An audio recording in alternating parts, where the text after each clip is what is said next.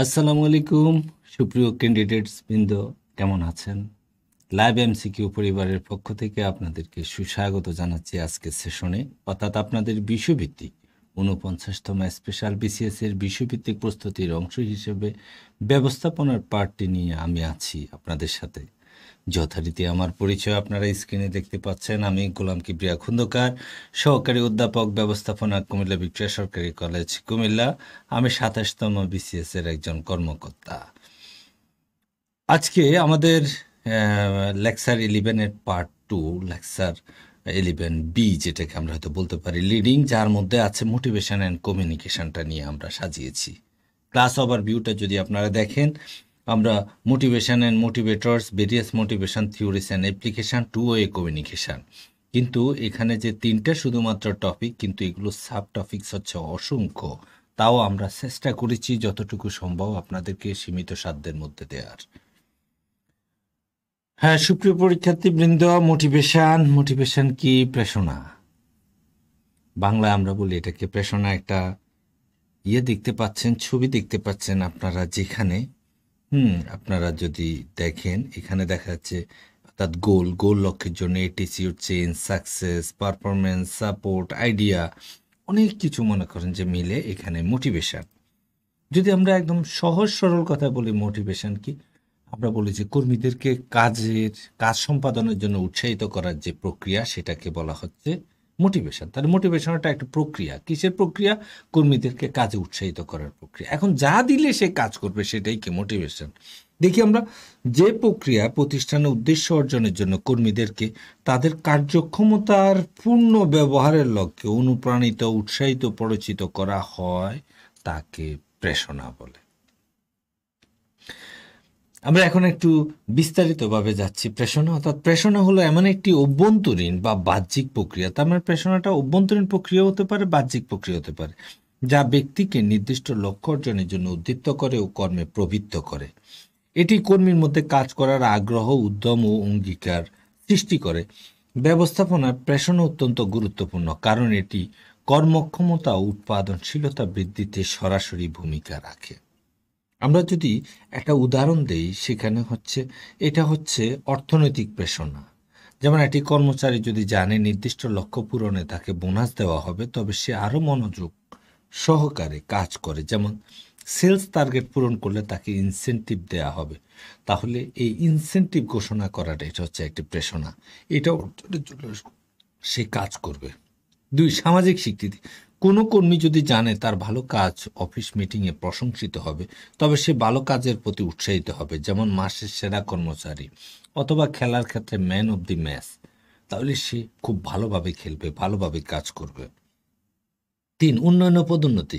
যারা কাজের মাধ্যমে নিজের দক্ষতা বাড়াতে চান, তাদের জন্য প্রশিক্ষণ বা প্রমোশন বড় প্রেরণা হতে পারে। যেমন ভালো পারফরমেন্সের ভিত্তিতে সুপারভাইজার থেকে ম্যানেজার হওয়া। যদি এটা আগের থেকে ঘোষণা দেয়, তাহলে সে সুপারভাইজার থেকে ম্যানেজার হওয়ার জন্য কি সর্বোচ্চকরণে কিন্তু সেই কাজ করবে। দায়িত্বের সুযোগ। অনেক সময় কর্মী শুধু অর্থ নয়, কাজের মধ্যে নেতৃত্ব বা স্বাধীনতা পাওয়াকেও প্রেরণা হিসেবে বিবেচনা করেন। যেমন কোনো প্রকল্পের দায়িত্ব প্রদান। সুতরাং প্রেরণা ব্যবস্থাপনার একটি গুরুত্বপূর্ণ উপাদান, একটা কাজ যা কর্মীদের মধ্যে ইতিবাচক মনোভাব, লক্ষ্য অর্জনের উৎসাহ ও কাজের প্রতি দায়বদ্ধতা সৃষ্টি করে। একজন দক্ষ ম্যানেজার জানেন কখন, কিভাবে এবং কাকে কোন ধরনের প্রেরণা প্রয়োগ করতে হবে, যাতে কর্মক্ষমতা সর্বোচ্চ পর্যায়ে পৌঁছে।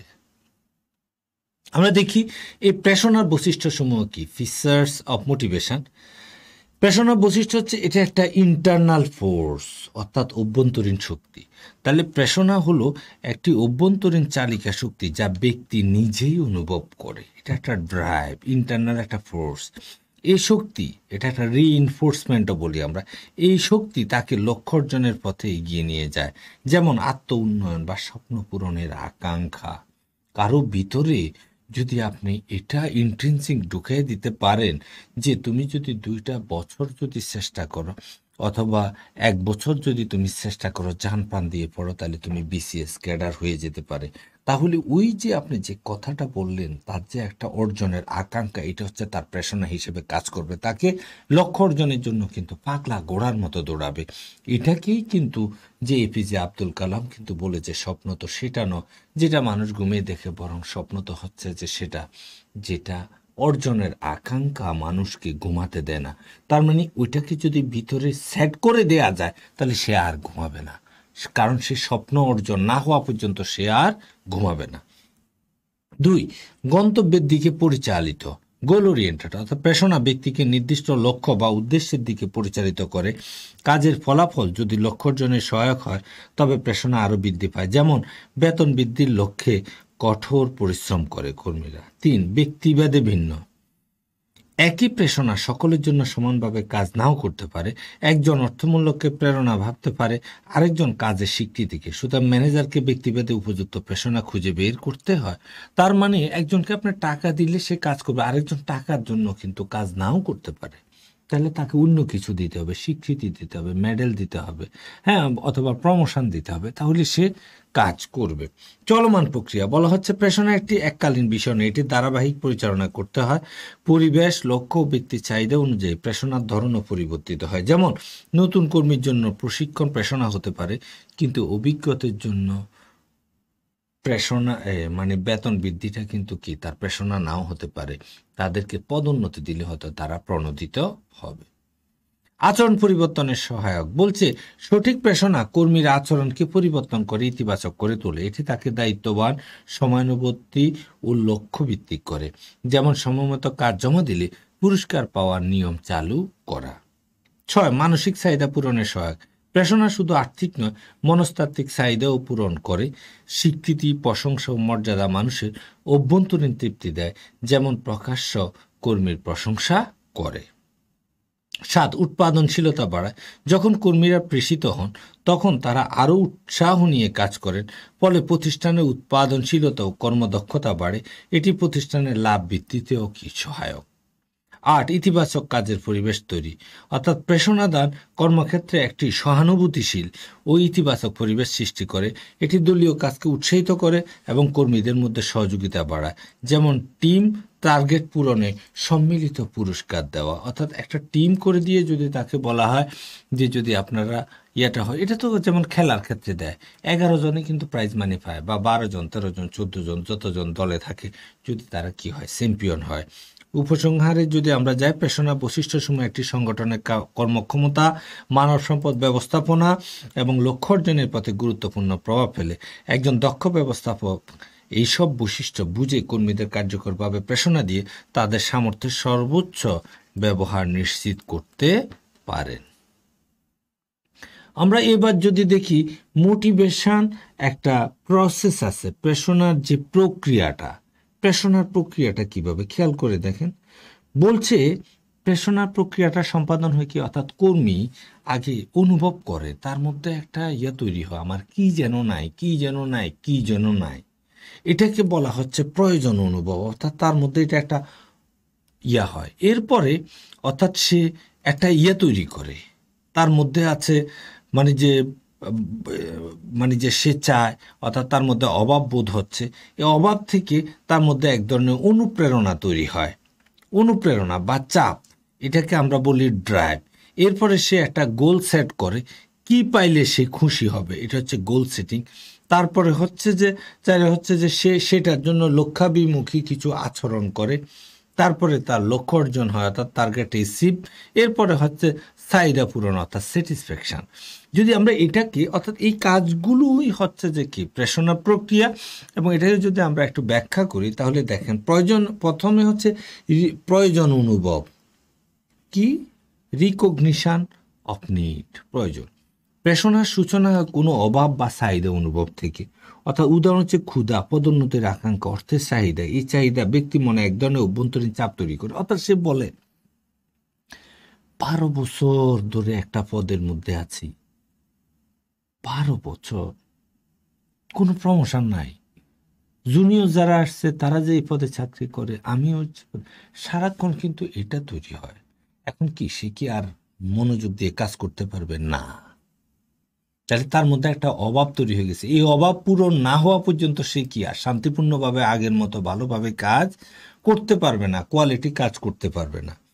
তাহলে এটাকে বলা হচ্ছে প্রেষণা প্রক্রিয়া, এটাকে বলছে যে এটা প্রয়োজন অনুভব, অর্থাৎ একটা নিড তৈরি হওয়া। এই নিড যে তৈরি হয়েছে, এটার জন্য এখন তার মধ্যে একটা ড্রাইভ, একটা তাড়না তৈরি হবে, আমাকে এটা পেতে হবে। এই যে অনুপ্রেরণা বা চাপ, এটা হচ্ছে ড্রাইভ। এটাকে বলা হয় দ্বিতীয় যে ধাপটা, এটা হচ্ছে ড্রাইভ। অর্থাৎ চাহিদা পূরণের জন্য এবারে ব্যক্তি মানসিকভাবে উদ্দীপ্ত বা পরিচিত হন। এই অনুপ্রেরণায় তাকে কিছু করতে কিন্তু বাধ্য করে। যেমন চাকরিতে বেতন বৃদ্ধির আশা, অতিরিক্ত কাজ করেন, এখন তিনি এটা পান, এটা পাওয়ার জন্য মনে করেন যে করবেন, সুতরাং হচ্ছে যে ওনাকে এর মধ্যে একটা ড্রাইভ তৈরি হবে। তিন হচ্ছে লক্ষ্য নির্ধারণ, গোল সেটিং। ব্যক্তি নিজের অভাব পূরণে উপযুক্ত উপায় বা লক্ষ্য নির্ধারণ করেন। এটি স্পষ্ট, মাপযোগ্য, অর্জনযোগ্য হতে হয়। যেমন 6 মাসে ভালো পারফরমেন্স দিয়ে পদোন্নতি অর্জন করা। কারণ তার কথা হচ্ছে যে এটা বলছে এই কাজটা করলে কি হবে, তার পদোন্নতি হবে। তাহলে সে জান প্রাণ দিয়ে কি করবে, এখন কাজ করবে, কারণ তার টার্গেট হচ্ছে পদোন্নতি নেওয়া।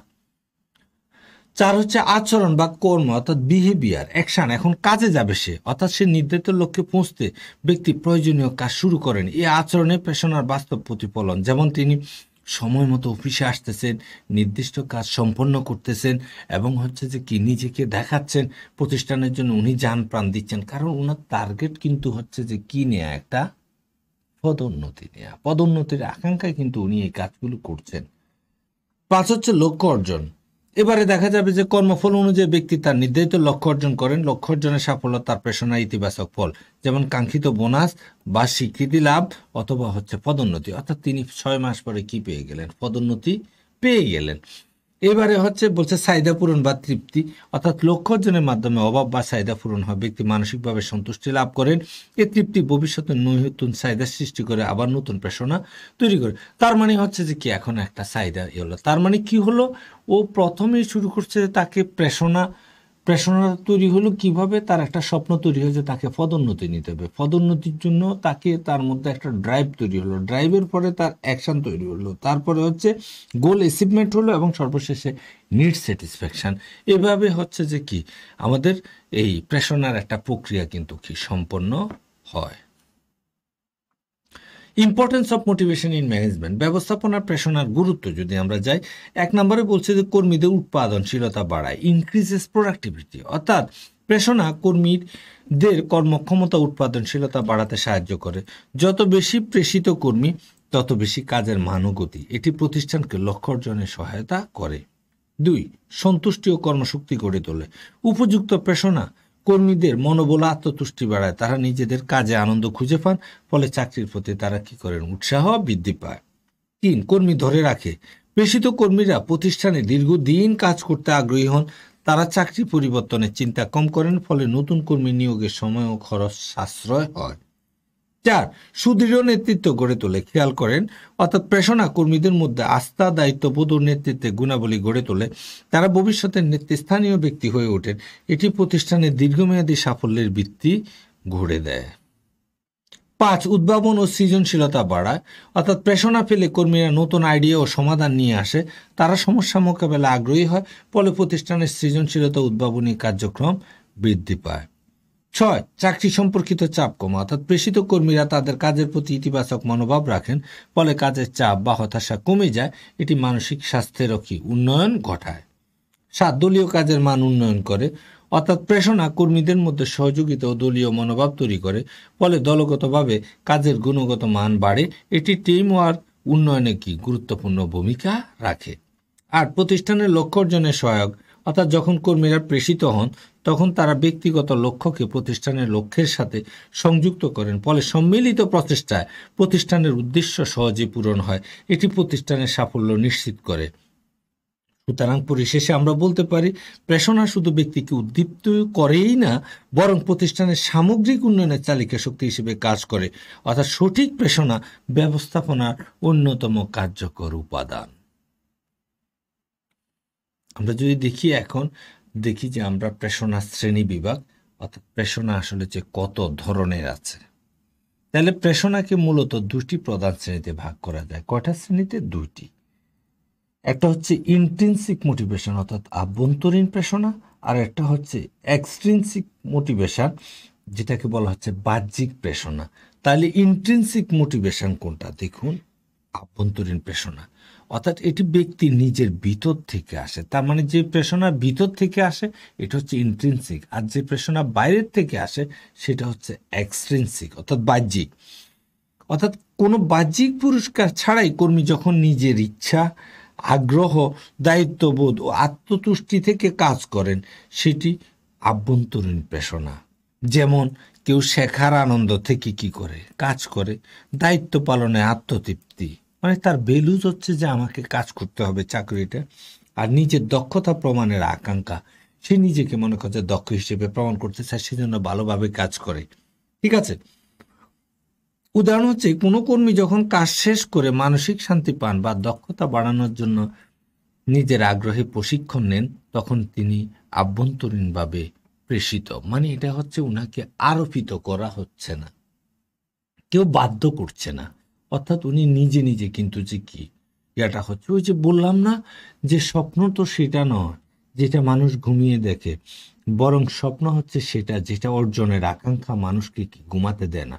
তার মানে কোনো শিক্ষার্থীর ভিতরে যদি এই প্রেরণাটা ঢুকে যায়, তুমি 1 বছর জান প্রাণ দেওয়ার চেষ্টা করলে তুমি বিসিএস ক্যাডার হবে, এবং এটা সে যদি মেনে নেয়, নিজের মধ্যে অ্যাপস হিসেবে যদি ইনস্টল করে নেয়, তাহলে কিন্তু সে কাজ করতেছে, এটা বাইরের থেকে আসতেছে না, এটা তার ভিতর থেকে আসতেছে, অর্থাৎ সে কাজ করছে। কারণ প্রেষণা কি? প্রেষণা তো কার্য সম্পাদনে কর্মীদেরকে উৎসাহিত করার একটা প্রক্রিয়া। তার মানে কার্য সম্পাদন মানে কি? টার্গেট অ্যাচিভে। তো টার্গেট অ্যাচিভের জন্য তো সে চান প্রাণ দিয়ে মনে করে যে করছে, এখন আর তাকে কেউ বলতে হচ্ছে না যে পড়ো, বরঞ্চ তাকে বলতে হয়, বাবা এবার আছে না যে বইটা একটু বন্ধ করে তুই ঘুমা। সে বলে যে না, আমার আরো কাজ আছে। এটা হলো যে কি ইন্ট্রিনসিক কি মোটিভেশন। আর যদি আমরা দেখি এক্সট্রিনসিক মোটিভেশন কি, এটি বাইরের উৎস থেকে আসে। এখানে প্রেরণার উৎস হয় কখনো বেতন, পদোন্নতি, পুরস্কার, প্রশংসা, শাস্তি। অর্থাৎ কর্মী বাহ্যিক লাভ বা প্রতিক্রিয়ার জন্য কাজ করেন, অর্থাৎ সে কাজ করে, হ্যাঁ এই কাজটা করলে বেতনটা বাড়বে, একটা বোনাস দিবে, বলছে একটা ইনসেন্টিভ দিবে, অথবা নিয়মিত আসলে একটা হাজিরা বোনাস থাকবে। তাহলে এগুলো হচ্ছে যে তার জন্য কি এক্সট্রিনসিক মোটিভেশন। উদাহরণ হচ্ছে কোনো কর্মী নির্দিষ্ট লক্ষ্য পূরণের জন্য ইন্টেন্সিভ বা পদোন্নতির আশায় যে অতিরিক্ত কাজ করেন, এটাই হচ্ছে কি এক্সট্রিনসিক মোটিভেশন। আমরা যদি দেখি relationship between motivation and performance, relationship between motivation and performance অর্থাৎ প্রেরণা ও কার্য সম্পাদনের মধ্যে সম্পর্ক কি? প্রেষণা এবং কার্য সম্পাদন একটি প্রতিষ্ঠানের কর্মী ব্যবস্থাপনা অত্যন্ত গুরুত্বপূর্ণ দুটি বিষয়। এদের মধ্যে একটি ঘনিষ্ঠ পারস্পরিক সম্পর্ক বিদ্যমান।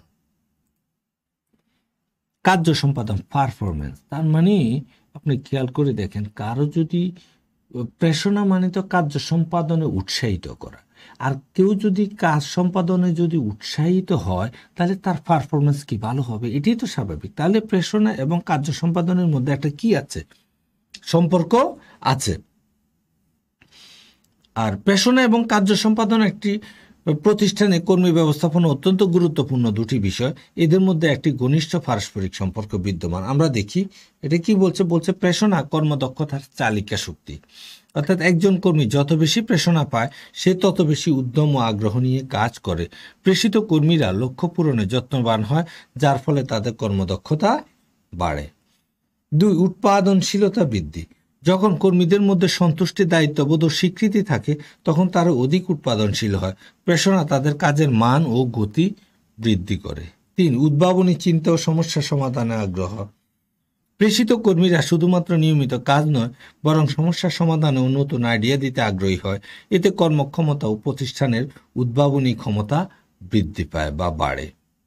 4. অনুপস্থিতি ও কর্মবিচ্যুতি হ্রাস, যেসব কর্মীরা প্রেষিত তারা তাদের কাজ ও প্রতিষ্ঠানে সন্তুষ্ট থাকে, ফলে কর্মক্ষেত্রে উপস্থিতি বেশি হয় এবং কর্মী ধরে রাখা সহজ হয়। এটি পারফরমেন্সে ইতিবাচক প্রভাব ফেলে। তার মানে প্রেষিত প্রণোদিত কর্মী প্রতিষ্ঠানে কিন্তু যে কি গড় হাজির থাকে খুব কম, অর্থাৎ নিয়মিত হাজির থাকে, এটাকে বলছে। গুণগত মানসম্পন্ন কাজ সম্পাদন, অর্থাৎ প্রেষণা কর্মীদের কাজের প্রতি মনোযোগী করে তোলে। এর ফলে তারা নির্ভুল, সময়মতো এবং মানসম্মত কাজ সম্পন্ন করে। 6 হচ্ছে কর্মসংস্কৃতিতে ইতিবাচক প্রভাব, অর্থাৎ প্রেষিত কর্মীরা, প্রেষিত বলতে বোঝানো হচ্ছে যাকে প্রেরণা দেয়া হয়েছে, উৎসাহিত কর্মীরা দলগতভাবে কাজ করতে আগ্রহী হয়, যা পুরো প্রতিষ্ঠানে একটি ইতিবাচক কর্মসংস্কৃতি তৈরি করে। এই সংস্কৃতি কর্মদক্ষতাকে আরও শক্তিশালী করে। সুতরাং সার্বিকভাবে পেশনা এবং কর্মদক্ষতা বা কার্য সম্পাদনের মধ্যে, অর্থাৎ পারফরমেন্সের মধ্যে একটি সরাসরি সম্পর্ক রয়েছে। অর্থাৎ উপযুক্ত পেশনা ছাড়া কর্মদক্ষতা বা কার্য সম্পাদন অর্জন সম্ভব নয়। এই জন্য ব্যবস্থাপনাকে কর্মীদের প্রয়োজন, আকাঙ্ক্ষা ও স্বীকৃতির দিকে নজর দিয়ে একটি কার্যকর পেশনা ব্যবস্থা গড়ে তুলতে হয়। এখন এতক্ষণ পর্যন্ত অর্থাৎ পেশনা নিয়ে, পেশনার গুরুত্ব, পেশনা এই সেই এটা বললাম। এখন আমাদের প্রশ্ন হচ্ছে প্রতিষ্ঠানে কর্মীদেরকে পেশনা দানের উপায় কি, মানে how to motivate the employee in an organisation. প্রতিষ্ঠানে কর্মীদেরকে কিভাবে পেশনা দেয়? পেশনা একটি প্রতিষ্ঠানকে কার্যকরভাবে পরিচালনার মূল চাবিকাঠি। কর্মীদের কর্মস্পৃহা ও উৎপাদনশীলতা বাড়ানোর জন্য পেশনা দান অত্যন্ত গুরুত্বপূর্ণ। এটি সাধারণত দুইভাবে প্রদান করা হয়, একটা হচ্ছে ফিনান্সিয়াল অর্থাৎ আর্থিক, আর একটা হচ্ছে অনার্থিক নন ফিনান্সিয়াল। আর্থিক উপায়সমূহ, ফিনান্সিয়াল মেথড হচ্ছে বেতন ও মজুরি বৃদ্ধি, অর্থাৎ কর্মীদের প্রাপ্য বেতন মজুরি বাড়ানো হলে তারা সন্তুষ্ট থাকে এবং কাজের প্রতি আগ্রহী হয়। 2 হচ্ছে ইনসেন্টিভ ও বোনাস, অর্থাৎ উৎপাদনশীলতা বা লক্ষ্যমাত্রা পূরণের জন্য নগদ অর্থ বা বোনাস প্রদান কর্মীদের আরও প্রেষিত করে।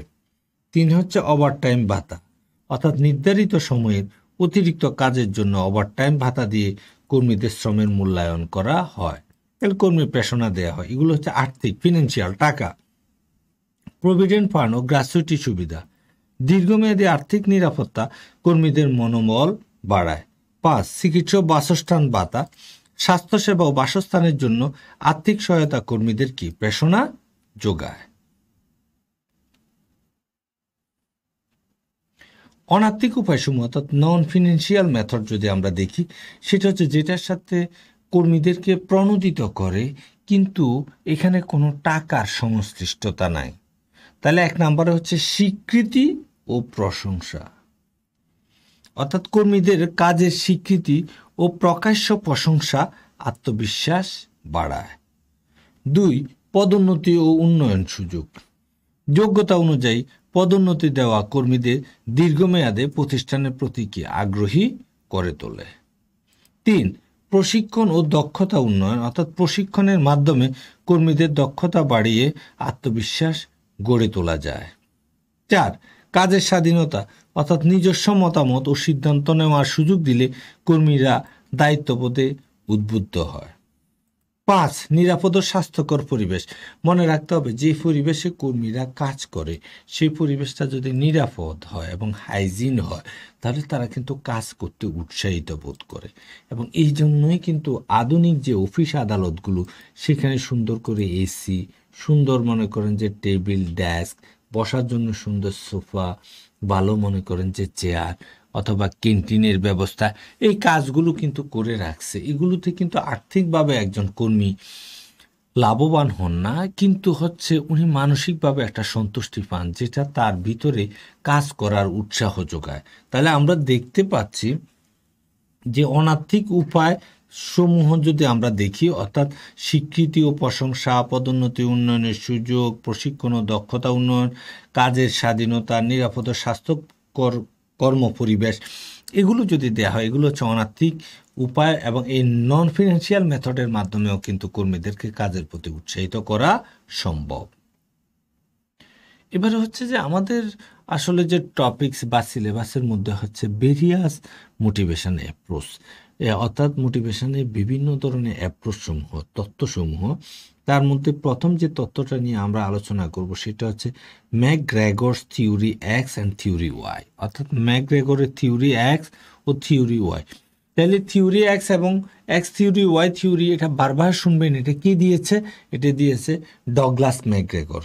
তাহলে দেখেন কি বলছেন, ডগলাস ম্যাকগ্রেগর ছিলেন একজন বিখ্যাত মার্কিন ব্যবস্থাপনা চিন্তাবিদ যিনি কর্মীদের আচরণ ও মনোভাব বিশ্লেষণ করে থিওরি এক্স এবং থিওরি ওয়াই নামে দুটি তত্ত্ব প্রদান করেন। খেয়াল করেন কিসের ভিত্তিতে দিয়েছেন তিনি? কর্মীদের আচরণ ও মনোভাব। কর্মীদের আচরণ ও মনোভাব বিশ্লেষণ করে তিনি থিওরি এক্স এবং থিওরি ওয়াই নামে দুটি তত্ত্ব প্রদান করেন। এই দুটি তত্ত্ব কর্মীদের সম্পর্কে ব্যবস্থাপকদের দৃষ্টিভঙ্গিকে তুলে ধরে। থিওরি এক্স ও থিওরি এক্স, প্রথমে আমরা আলোচনা করব থিওরি এক্স মানে এক্স তত্ত্ব। এই তত্ত্ব অনুযায়ী কর্মীদের সম্পর্কে ব্যবস্থাপকদের নেতিবাচক দৃষ্টিভঙ্গি থাকে। তারা মনে করে কর্মীরা অলস, দায়িত্বহীন এবং শুধুমাত্র বাধ্যতামূলকভাবে কাজ করে। অর্থাৎ এখানে এক্স তত্ত্বের কর্মীদের সম্পর্কে সব নেগেটিভ কথা বলা হয়েছে। কি বলছে? এই যে থিওরি এক্স এর মূল বৈশিষ্ট্য কি বলছে? কর্মীরা কাজ করতে চায় না এবং যতটা সম্ভব কাজ এড়িয়ে চলে। এড়িয়ে চলে তো ভালো কথা বলছে, বলে যে না তারা ফাঁকি দিতে চায়, অর্থাৎ কর্মীরা স্বভাবতই ফাঁকিবাজ। এটা এক্স থিওরিতে বলছে। কিন্তু এটা কিন্তু ওনার কিন্তু মন গড়া কথা না, মন গড়া ভাবে কিন্তু দেন না। সেটা কিন্তু এই যে আগে বলছে তিনি কর্মীদের আচরণ ও মনোভাব বিশ্লেষণ করে এক্স এবং ওয়াই নামে দুটা থিওরি দিছে। অর্থাৎ কিছু কর্মী আছে প্রতিষ্ঠানের মধ্যে খুবই নেতিবাচক, অর্থাৎ যারা হচ্ছে যে কি স্বাভাবিকভাবে সুযোগ পাইলে সে শুধু ফাঁকি দিবে, নিজের থেকে কি করে না, কাজ করে না। দুই, তাদের প্রেষণা দিতে হয় শাস্তি বা ভয় দেখিয়ে। বলছে যে এদেরকে আসলে মায়ের উপরে ওষুধ নাই, ট্রান্সফার করতে হবে চাকরির থেকে। মনে করেন যে আপনি যদি আর এইরকম যদি করেন আপনাকে কিন্তু চাকরিতে রাখা যাবে না। এই যে একটা শাস্তির ভয় দেখানো হলো, এরপরে কিছুদিন সে কাজ করে। তার মানে হচ্ছে তাকে ভালো কথা বলে হয় না, তাকে নেগেটিভ দিয়ে কি করতে হয়, পজিটিভ করতে হয়। এটা হচ্ছে এক্স থিওরি। তারা দায়িত্ব নিতে চায় না, বরং নিরাপত্তা খোঁজে। অর্থাৎ সে কোনো দায়িত্ব নিতে চায় না, সে শুধুমাত্র চাইছে বা এটা আপনি করেন, আপনি করেন, আপনি করেন, অর্থাৎ কোনো দায়িত্ব। কারণ দায়িত্ব নিলে তো দায়িত্বটা কি করতে হবে, পারফর্ম করতে হবে না, তো পারফর্ম করতে তো সে কি চায় না। এই ধরনের ব্যক্তি আর কি, মানে এটা হচ্ছে কর্মীদের মধ্যে একটা গ্রুপ আছে যাদের মনোভাব বিশ্লেষণ করে কিন্তু কি ডগলাস ম্যাকগ্রেগর এই থিওরি এক্সটা দিয়েছেন। চার, নেতৃত্ব নিয়ন্ত্রণ ছাড়া তারা সঠিকভাবে কি করে না, কাজ করে না। বলা হচ্ছে ওদেরকে আসলে ওরা নিজেরা নেতা হতে পারে না, বরঞ্চ আরেকজনে কি করতে হয়, বাধ্য করতে হয়, এটা করো, কন্ট্রোল করতে হয়, আপনি এটা করছেন না কেন, বারবার গিয়ে কি করতে হয়, তাকে দেখিয়ে দিতে। পাঁচ, তারা পরিবর্তন পছন্দ করে না এবং নতুন কিছু শিখতে অনিচ্ছুক না। নতুন কিছু শিখবে, টাইপ করতেছে তো টাইপ দিয়ে জীবনটা শেষ করে ফেলবে। কিন্তু এখন যদি বলে যে আপনি কম্পিউটারের মাধ্যমে তো, অথবা হচ্ছে আপনি এর মাধ্যমে এই কাজটা, সে আর এটা নিতে চাইবে না। তার কথা হচ্ছে যে কি না, আমি যেটা ভালো সেটা, এটাতে ভালো, এটা দিয়ে আমি কি শেষ করে ফেলতে চাচ্ছি। তাইলে দেখা যাচ্ছে এই কর্মীদের মধ্যে একটা গ্রুপ আছে যারা হচ্ছে যে কি এই পাঁচ ধরনের বৈশিষ্ট্য কি তাদের মধ্যে আছে। এদের সম্পর্কে কিন্তু যে ডগলাস ম্যাকগ্রেগর বলছে যে এটা হচ্ছে যে থিওরি এক্স। অর্থাৎ একটি কারখানা সুপারভাইজার যদি মনে করেন শ্রমিকরা ঠিকভাবে কাজ করবে না যতক্ষণ না তাদের উপর কড়া নজরদারি থাকে, তার মানে হচ্ছে সে থিওরি এক্স অনুসরণ করছে, থিওরি এক্স অনুসরণ করছে। থিওরি ওয়াই কি? এই তত্ত্বটা হচ্ছে এক্স এর উল্টা দিকে। এক্স হচ্ছে সব নেগেটিভ আর ওয়াই হচ্ছে যে কি পজিটিভ। এই তত্ত্ব অনুযায়ী ব্যবস্থাপকরা কর্মীদের সম্পর্কে ইতিবাচক ধারণা পোষণ করেন। অর্থাৎ তারা মনে করে কর্মীরা আত্মপ্রণোদিত, দায়িত্ববান এবং সৃজনশীল। অর্থাৎ কিছু কিছু ব্যক্তি আছে এরকম। থিওরি ওয়াই এর মূল বৈশিষ্ট্য হচ্ছে কর্মীরা কাজকে স্বাভাবিক ও আনন্দদায়ক মনে করে। তারা মনে করে যে আমি আসছি কাজ করার জন্য, কাজ করবো না কেন, আমি কেন এড়াবো। তাহলে কিছু ব্যক্তি কিন্তু এরকম আছে, তারা লক্ষ্য অর্জনে নিজ থেকে উদ্যোগী হন, নিজের থেকে কাজ অ্যাকমপ্লিশ করার জন্য সর্বোচ্চ চেষ্টা করেন। তিন, তারা দায়িত্ব নিতে পছন্দ করে এবং নতুন কিছু শিখতে চায়। চার, সঠিক পরিবেশ ও সুযোগ পেলে এই কর্মীরা সৃজনশীলতা প্রদর্শন করে। তারা কিন্তু ইনোভেটিভ আইডিয়া, নতুন কিছু ইনিশিয়েট করতে তারা পছন্দ করে। পাঁচ, আত্মনিয়ন্ত্রণ ও আত্মনেতৃত্বের মাধ্যমে এখানে কর্মক্ষমতা বাড়ানো যায়। এখন এটার একটা উদাহরণ যদি দেই, তাহলে হচ্ছে একজন ব্যবস্থাপক যদি তার টিমকে স্বাধীনভাবে কাজ করার সুযোগ দেয় এবং বিশ্বাস করে তারা সেরা ফলাফল আনবে, তবে তিনি থিওরি ওয়াই অনুসরণ করছেন। আমরা যদি সর্বশেষে যদি এই থিওরিটা নিয়ে দেখি, আমরা যদি দেখি থিওরি এক্স হলো কঠোর নিয়ন্ত্রণ ও নেতিবাচক দৃষ্টিভঙ্গি যেখানে কর্মীদের প্রতি অবিশ্বাস থাকে। থিওরি ওয়াই হলো ভরসা, স্বাধীনতা ও ইতিবাচক দৃষ্টিভঙ্গি যা কর্মীদের সৃজনশীলতা ও উৎপাদনশীলতা বাড়ায়। আধুনিক ব্যবস্থাপনায় থিওরি ওয়াইকে বেশি কার্যকর ও মানবিক বিবেচনা করা হয়, তবে বাস্তব জীবনে অনেক সময় দুটি তত্ত্বই মিলিয়ে প্রয়োগ করা হয়, অর্থাৎ 2-4 জন কর্মীর উপরে এক্স থিওরি অ্যাপ্লাই করা হয়, 2-4 জন কর্মীর উপরে ওয়াই থিওরি। তার মানে পরিবেশ পরিস্থিতি অনুযায়ী চেঞ্জ করার নামই হচ্ছে যে কি, এটাকে সিচুয়েশনাল ম্যানেজমেন্টও বলা যেতে পারে। এবারে হচ্ছে যে আমাদের পরের থিওরিটা, এটা মাসলোর চাহিদা সোপান তত্ত্ব, যা আপনারা কিন্তু বারবার পড়েছেন। এটা উচ্চ মাধ্যমিকে আছে, অনার্সে আপনারা পড়েছেন মাসলোর need hierarchy theory.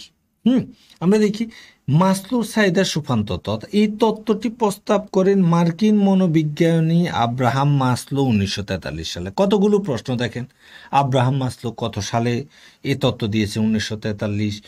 মাসলোস need hierarchy theory কে দিয়েছেন? Abraham Maslow. তিনি কি ছিলেন? তিনি একজন মনোবিজ্ঞানী ছিলেন। তিনি কোন দেশে? তিনি মার্কিন, মার্কিন মানে যে মার্কিন যুক্তরাষ্ট্রের। তিনি মানুষের চাহিদাগুলোকে একটি ধাপে ধাপে সোপানের মতো, পিরামিডের মতো, অর্থাৎ এটি উপরের দিকে উঠে গেছে, সাজিয়ে ব্যাখ্যা করেন, যা মোটিভেশন থিওরি হিসেবে কিন্তু কি বহুল ব্যবহৃত হয়। সোপান মূল ধারণা, অর্থাৎ বলছে মানুষের চাহিদা দাফে দাফে পূরণ হয়, অর্থাৎ একটি দাফের চাহিদা পূরণ না হলে পরবর্তী দাফের চাহিদা কাজ করে না। আবার সে একটা চাহিদা সাধারণত পূরণ হয়েছে, তখন কিছুদিন সে সন্তুষ্ট থাকে, এরপরে তার মধ্যে আবার নতুন চাহিদা কি হয়, এটা আপার লেভেলের আরেকটা চাহিদা কি করে যে তার মধ্যে ইয়েটা হয়। মোট 5টি ধাপ বা স্তর রয়েছে মাসলোর 5টি চাহিদার ধাপ বা সোপান। প্রথমটা হচ্ছে ফিজিওলজিক্যাল নিড, জৈবিক চাহিদা। এটাকে প্রাথমিক স্তর, প্রাথমিক চাহিদা বলা হয়। অর্থাৎ মানুষের যে বেসিক নিডগুলো, মানুষের প্রথম কাজ করে কিন্তু সে চায় সে যে কাজটা করছে এই কাজ থেকে যে টাকা আসবে সেটা দিয়ে সে খাদ্য, বস্ত্র, বাসস্থান, শিক্ষা, চিকিৎসা, এই ইয়েটা কি করবে, সে অর্জন করবে। এটা যদি হয় তাহলে, আর এটা যদি না হয় তাহলে প্রেষিত হয় না। তাহলে মাসলোর চাহিদা সোপান তত্ত্বের প্রথম ধাপ হলো যা মানুষের বেঁচে থাকার জন্য প্রয়োজনীয়, যেমন খাবার, পানি, ঘুম, বাতাস, জামা কাপড়, অর্থাৎ ব্যবস্থাপনা কর্মীদের বেতন, বিশ্রামের সুযোগ, কাজের পরিবেশ, এই জিনিসগুলো যদি অ্যাপ্লাই করা হয়, অর্থাৎ সে ফিল করে যে তার পরিবেশটা সুন্দর হবে এখানে কাজের, অথবা তাকে বেতনটা ভালো দেয়া হবে, তাকে বোনাস দেয়া হবে, অথবা হচ্ছে যে তার কি এই প্রভিডেন্ট ফান্ড, এইরকম বিষয়গুলো থাকবে। দ্বিতীয়টা হচ্ছে সেফটি নিডস, কি নিরাপত্তার চাহিদা, অর্থাৎ সেফটি নেটস, জীবন ও ভবিষ্যৎ সম্পর্কে নিরাপত্তার অনুভূতি এই পর্যায়ে, অর্থাৎ এই পর্যায়ে সে কিন্তু যে নিজেকে ইনসিকিউর ফিল করে, ইনসিকিউর অর্থাৎ সে নিরাপত্তাহীন ফিল করে, এটার এগেনস্টে সে নিরাপত্তা চায়। তাহলে নিরাপত্তাটা কি, সে মনে করে যে এখন তো আমি বেতন পাচ্ছি আমার চাকরি আছে বলে, তো এখন যদি আমার যদি চাকরিটা না থাকে, অথবা আমি তো এখন বেতন পাচ্ছি, সুযোগ সুবিধা পাচ্ছি আমার যৌবন আছে বলে, কিন্তু বৃদ্ধ বয়সে যখন আমার চাকরি করার সক্ষমতা থাকবে না, তাহলে এই জন্যই হচ্ছে যে কি তার কথায় কথায় চাকরি যাওয়ার যেটা, সে বিষয়টা যাতে না যায়, তার চাকরিটা যাতে স্থায়ী থাকে। আর হচ্ছে 59-60 বছর 65 বছর পরে তার যখন চাকরিটা শেষ হয়ে যাবে, তখন যাতে সে পেনশন, গ্র্যাচুইটি অথবা মেডিকেল অ্যালাউন্স, এই বিষয়গুলো যাতে কি পায়, এটা হচ্ছে তার দ্বিতীয় স্তর।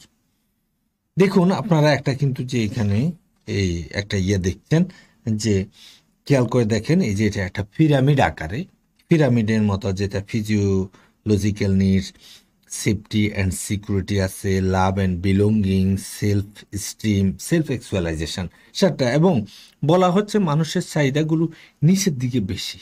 অধিকাংশ মানুষ হচ্ছে যে কয়টা ভাত খাইতে পারলে খুশি, তার মানে এটা হচ্ছে যে তার ফিজিওলজিক্যাল নিডস। এরপরে যাচ্ছে সেফটি অ্যান্ড সিকিউরিটি, এটা আর কিছু লোক, কিন্তু আগের মতো এত বেশি না। এরপরে লাভ অ্যান্ড বিলঙ্গিংস, ভালোবাসা পাওয়ার যে অধিকার, সেটা মনে করেন যে এর উপরে। এরপরে সেলফ স্টিম, এরপর সেলফ অ্যাকচুয়ালাইজেশনের সংখ্যাটা কিন্তু কি আরো কমে গেল। আমরা এসেছিলাম দ্বিতীয় ধাপ পর্যন্ত। তৃতীয় ধাপের যদি ব্যাখ্যায় যায়, আমরা এটা বলছে লাভ অ্যান্ড বিলঙ্গিং নিডস, অর্থাৎ ভালোবাসার সম্পৃক্ততার চাহিদা।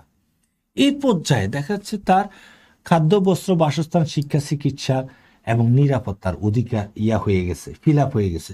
এটা কিছুদিন সে ভালো ছিল, এরপরে কিন্তু তার মধ্যে আবার পিট পিট করে আরেকটা অভাব আসছে। সেটা কি, সে এখন ভালোবাসা চায়, সে চায় বিলঙ্গিং, মানে সে সম্পৃক্ততা। কেমন? অর্থাৎ মানুষ সামাজিক প্রাণী, তাই ভালোবাসা, বন্ধুত্ব, অন্তর্ভুক্তি চায়।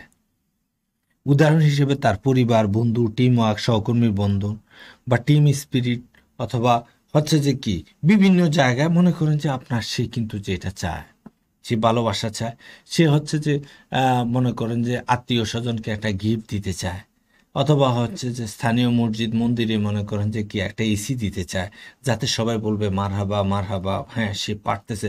তার মানে সে বিভিন্ন ক্ষেত্রে অবদান রাখতে চায়, কিন্তু অবদান রাখতে হলে তো টাকা লাগবে। তার মানে সে এখন যে পরিমাণ বেতন পাচ্ছে এর চেয়ে বেশি বেতন কি করে সে প্রত্যাশা করে। এখন যে পদে চাকরি করে আরো বড় পদে চাকরি করে, তার কথা হচ্ছে আরো বড় পদে যদি চাকরি করে তাহলে শুধু এই অভাবটা কি ফুলফিল করা সম্ভব। তার হচ্ছে স্টিম নিডস, অর্থাৎ সম্মান বা মর্যাদার চাহিদা, স্টিম সম্মান, তাহলে নিজের প্রতি শ্রদ্ধা এবং অন্যদের কাছ থেকে সম্মান পাওয়ার চাহিদা, উদাহরণ স্বীকৃতি, পদোন্নতি, পুরস্কার, সাফল্যের স্বীকৃতি, অর্থাৎ সে বিভিন্ন জায়গা থেকে মেডেল পেতে চায়, কোথাও থেকে মনে করেন যে বিভিন্ন পুরস্কার, মাদার তেরেসা স্বর্ণ পদক পুরস্কার সে কি পেতে চায়, এরকম ইয়া লেভেলে মনে করেন যে আপনার। তাহলে দেখা যাচ্ছে যে এখানে এমন কিছু কাজ করতে চায়, এই জন্য তার কিছু বড় বাড়ি দরকার। একটা বাড়িটা দেখে যাতে আশেপাশে সবাই মনে করে এত সুন্দর বাড়ি, অথবা হচ্ছে সে একটা বড় গাড়ি কিনতে চায়, ঠিক আছে, অথবা সে বিদেশ ভ্রমণে যেতে চায় পরিবার পরিজন সহ। এবারে পূজার ছুটিতে সে মনে করেন যে আপনার পরিবার সহ সুইজারল্যান্ডে মনে করেন যে কি সময় কাটাতে চায়। কিন্তু এগুলো করার জন্য তো তার তার মধ্যে মানে ভাব আসছে, তৃতীয় ধাপ যখন ফিল আপ হয়েছে তখন চতুর্থ ধাপের জন্য তার অভাব তৈরি হয়েছে। অভাব করতে হলে তো তার তো টাকা লাগবে। তার মানে যতদিন এ টাকা না পায় তার মধ্যে কিন্তু ইয়াটা হবে, এবং সে এই টাকাটা অর্জনের জন্য সে জান প্রাণ দিয়ে অন্য লেভেলে কাজ করবে। সেলফ অ্যাকচুয়ালাইজেশন নিডস, অর্থাৎ আত্মপ্রকাশে, এখানে নিজেকে সম্পূর্ণরূপে বিকশিত করার চাহিদা। যেমন সে কিছু সৃজনশীলতা, সে একটা ভালো মানের বই লিখতে চায়, সে এমন কিছু আবিষ্কার করতে চায় যেটা এই পৃথিবীতে তাকে বাঁচিয়ে রাখবে, এটার জন্য সে নোবেল পুরস্কার পাবে, এমন একটা বই লিখবে যেটা হচ্ছে কি সারা পৃথিবীর মানুষ পড়বে, বেস্ট সেলার হবে। অর্থাৎ এই ক্ষেত্রে সাধারণত অথবা একটা কলেজ প্রতিষ্ঠা করতে চায়, একটা স্কুল প্রতিষ্ঠা করতে চায়, যার মাধ্যমে কি সে বেঁচে থাকবে মানুষের মাঝে, অর্থাৎ নিজেকে সম্পূর্ণরূপে বিকশিত করার সুবিধা। তাহলে এই যে তো এটা করার জন্য তো কিন্তু যে কি লাগবে তার অন্য ধরনের স্পৃহা, অনেক টাকা পয়সার বিষয়। তো সুতরাং আমরা দেখলাম আব্রাহাম এইচ মাসলোর যে চাহিদা সোপান তত্ত্ব, সেটা আশা করি যে আপনারা খুব ভালোভাবে বুঝেছেন। এখন এই মাসলোর চাহিদা সোপান তত্ত্বের কিছু উপযোগিতা আছে, আবার কিছু হচ্ছে যে কি সমালোচনা আছে। এই বিষয়টাই কিন্তু আলোচনা করার জন্য আমাদেরকে বলা হয়েছে আমাদের ইয়াতে সিলেবাসে। তাহলে মাসলোর চাহিদা সোপান তত্ত্বের ইউটিলিটি এবং ক্রিটিসিজম অ্যান্ড মাসলোর নিড হায়ারার্কি থিওরিতে যদি আমরা যাই, প্রথম আমরা দেখি যে উপযোগিতা, এটা কোন ক্ষেত্রে এটা উপযুক্ত।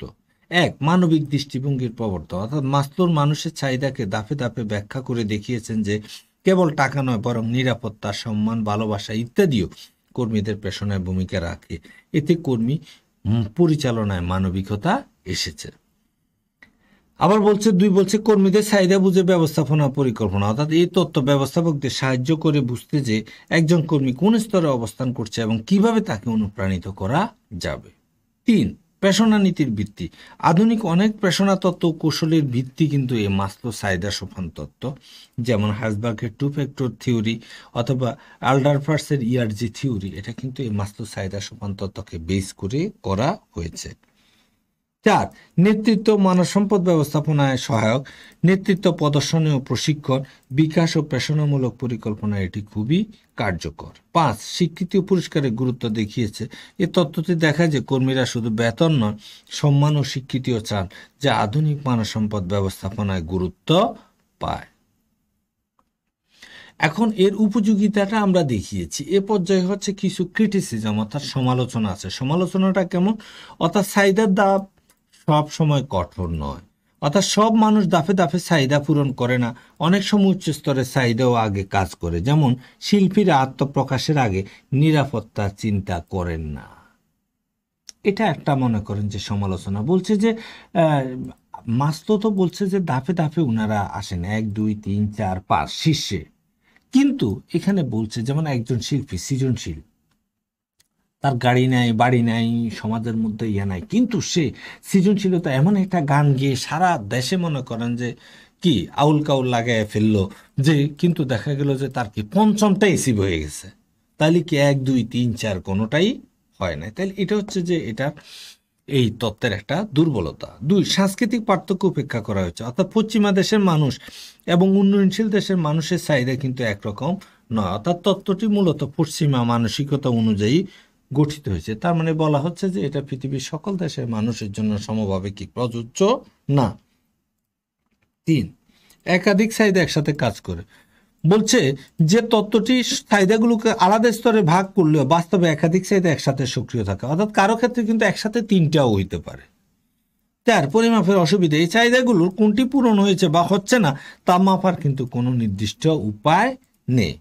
5, প্রেক্ষিত ভিত্তিক পরিবর্তন, অর্থাৎ একই ব্যক্তির চাহিদা তার বয়স, অভিজ্ঞতা, আর্থিক অবস্থা বা পরিস্থিতি অনুযায়ী পরিবর্তিত হতে পারে, যা এই তত্ত্ব যথাযথভাবে তুলে ধরে না। আমরা পরিশেষে যদি বলি, অর্থাৎ মাসলোর চাহিদা সোপান তত্ত্ব একটি গুরুত্বপূর্ণ প্রভাবশালী তত্ত্ব যা ব্যবস্থাপনার প্রেষণা বোঝার ভিত্তি হিসেবে কাজ করে, তবে এটি সব পরিস্থিতিতে প্রযোজ্য না হওয়ায় এই সীমাবদ্ধতা রয়েছে। তবু এর প্রাঞ্জলতা ও বাস্তবধর্মী দৃষ্টিভঙ্গির কারণে এটি আজও ব্যবস্থাপনায় বহুল ব্যবহৃত হয়। এবারে আমরা যাব আরেকটা থিওরি, খুব গুরুত্বপূর্ণ থিওরি, সেটা হচ্ছে হার্জবার্গস 2 ফ্যাক্টরস থিওরি, অর্থাৎ হার্জবার্গের দ্বি উপাদান তত্ত্ব।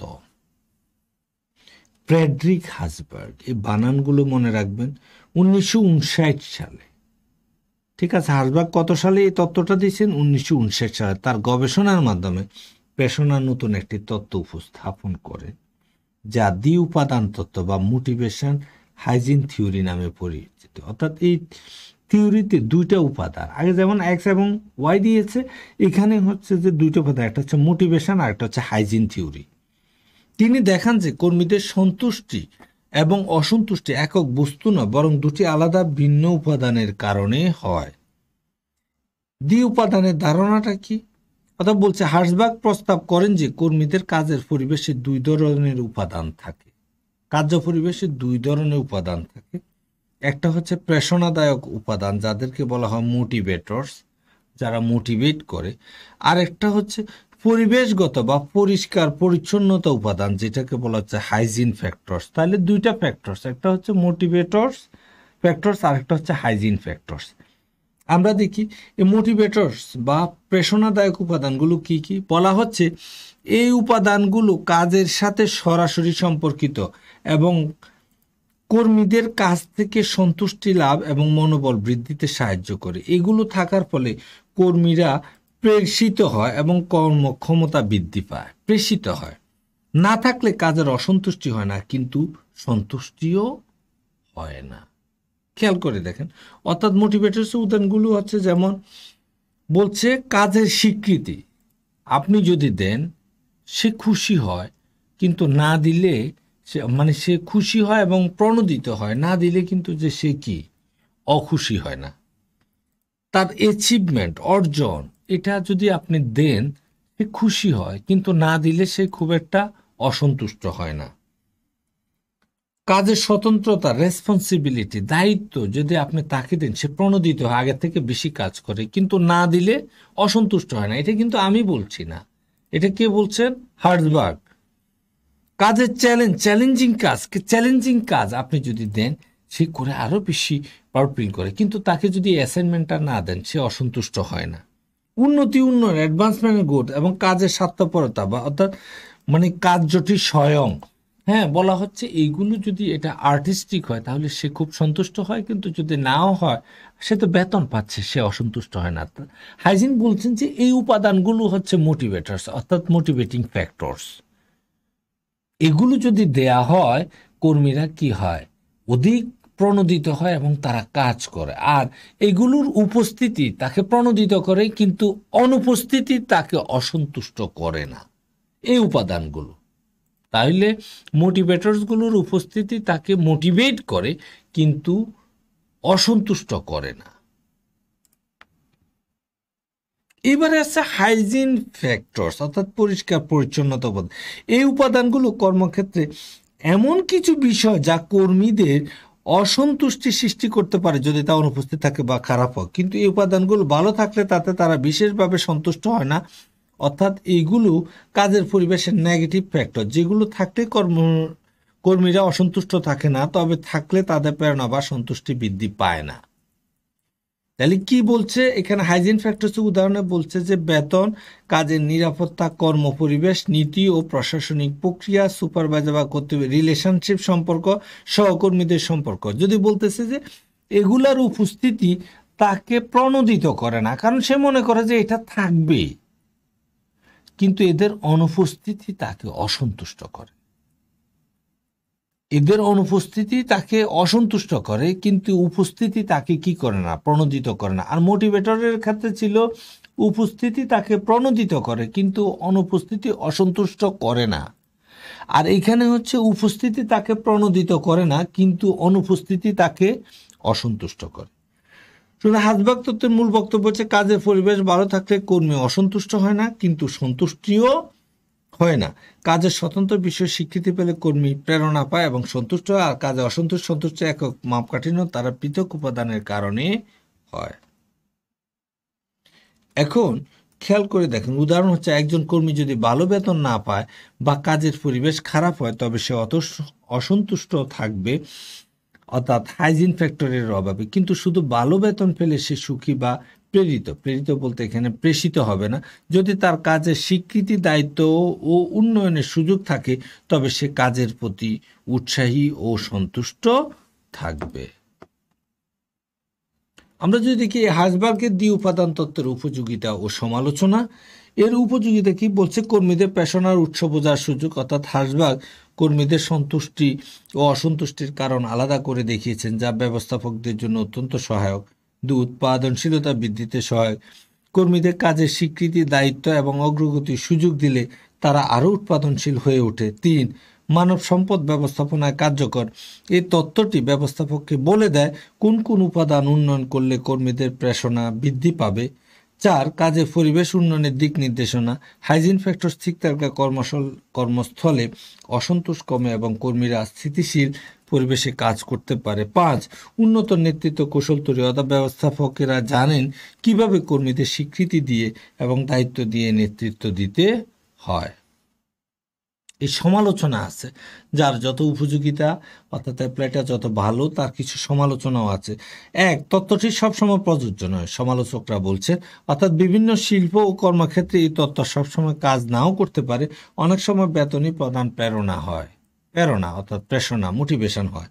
2. সামান্য তথ্যের উপর ভিত্তি করে গঠিত। গবেষণাটি ছিল একটি ছোট স্যাম্পলের উপর নির্ভরশীল, যা সাধারণীকরণ অর্থাৎ জেনারেলাইজেশনের সীমাবদ্ধতা তৈরি করে। 3. ব্যক্তির মনোভাব পরিবর্তনশীল। এক ব্যক্তির একটি বিষয় যা দেখে প্রেরণাদায়ক, অন্য ব্যক্তি তা দেখতে পারে হাইজিন হিসেবে। 4. হাইজিন ফ্যাক্টরকেও কখনো প্রেরণাদায়ক হতে দেখা যায়। উদাহরণস্বরূপ, বেতন কখনো কখনো শুধু অসন্তুষ্টি দূর করে না, বরং উৎসাহও দেয়। 5. অভিজ্ঞতা ও সংস্কৃতিভেদে তারতম্য ঘটে, অর্থাৎ উন্নত ও উন্নয়নশীল দেশের কর্মীদের প্রেরণার উৎস এক নয়, ফলে এই তত্ত্বটি সার্বজনীন নয়। হাসবাগের দ্বি উপাদান তত্ত্ব ব্যবস্থাপনার দৃষ্টিকোণ থেকে কর্মীদের প্রেরণা বৃদ্ধির একটি কার্যকর পন্থা দিলেও এর কিছু সীমাবদ্ধতা ও বাস্তব চ্যালেঞ্জ রয়েছে, অর্থাৎ সঠিকভাবে প্রয়োগ করতে হলে বাস্তব প্রেক্ষাপট ও কর্মীদের চাহিদা বুঝে সিদ্ধান্ত নিতে হয়। এবার আমরা যদি দেখি একটু, এতক্ষণ পর্যন্ত প্রেরণা নিয়ে আমরা অনেকগুলো বিষয় করলাম, কিন্তু আমরা যদি দেখি বাংলাদেশের শিল্প শ্রমিকদের প্রেরণা দানের বিভিন্ন উপায়, এটা আসে বিভিন্ন সময় আপনার প্রশ্ন করতে পারে। তাহলে বাংলাদেশের শিল্প শ্রমিকদের প্রেরণা দানের বিভিন্ন উপায়, 1 নম্বর হচ্ছে বেতন ও মজুরি বৃদ্ধি। তাহলে ফিনান্সিয়াল ইনসেন্টিভ, অর্থাৎ সময়মতো ন্যায্য বেতন প্রদান করলে শ্রমিকরা সন্তুষ্ট থাকে। ওভারটাইমের যথাযথ মূল্যায়ন করলে কর্মস্পৃহা বাড়ে। উৎসব ভাতা, ইনক্রিমেন্ট, পেশনা বড় উৎস, অর্থাৎ আমাদের এখানে হচ্ছে অভাবী দেশ, এখানে টাকাটা যদি বাড়াই দেওয়া হয় তাহলে মনে করেন যে কি সবাই খুশি থাকে। 2. কর্মপরিবেশ উন্নয়ন। নিরাপদ, স্বাস্থ্যকর ও পরিচ্ছন্ন পরিবেশে শ্রমিকেরা স্বাচ্ছন্দ্যে কাজ করে। পর্যাপ্ত আলো, বায়ু চলাচল, বিশ্রামের ব্যবস্থা থাকলে প্রেরণা বাড়ে।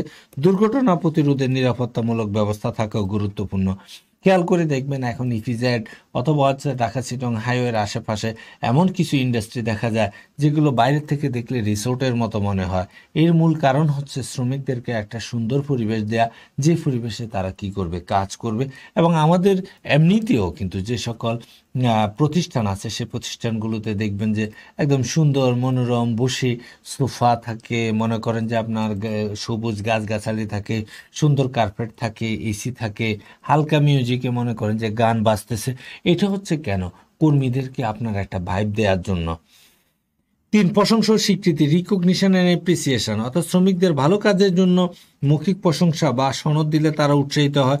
যেমন মাসের শ্রেষ্ঠ শ্রমিক, অর্থাৎ লেবার অব দি অথবা এমপ্লয়ি অব দি মান্থ, যদি এরকম যদি কোনো স্বীকৃতির বিষয় থাকে, প্রশংসা পত্র দেওয়ার মতো যদি কোনো বিষয় থাকে, তাহলে সেটা দারুণ একটা বিষয় হয় এবং কর্মীদের আত্মবিশ্বাস অনেক বাড়ে।